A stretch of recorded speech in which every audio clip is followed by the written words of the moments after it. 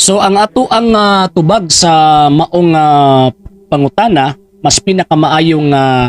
ato ang ibase sa mga libro nga walay gidapigan kay lisod man kaayo nga mo istoryata kita lang ang mamulong nga mahulog ta nga self-serving or kining ato lang gialsa ang ato ang kaugalingon para pagprueba sa butang nga gusto natong iprueba. So ang libro nga walay gidapigan og libro sa kamatuoran nag-ingon Roman Catholicism, a Christian church characterized by its uniform, highly developed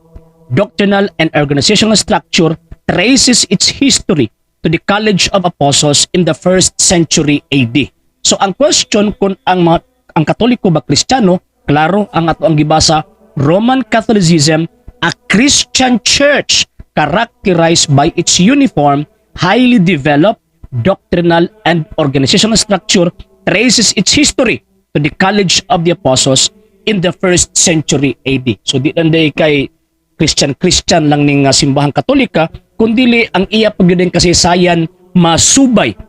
sa kasaysayan sa mga apostol nga naglungtad or nag-exist ni abtong 1st century AD. So dili walay mahitabo nga mga Kristiyanos mag-angkong mga Kristiyanos karong panahon na kung walay simbahang Katolika. Tungod sa simbahang Katolika nakabaton sila og Biblia, tungod sa simbahang Katolika nakabaton sila og pagtuo nganuman kay ang punuan sa mga Kristiyanos mao ang Santa Iglesia Katolika.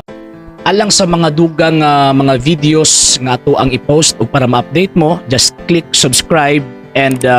click also the bell button para ma-update mo sa tanan natong i-post nga mga videos.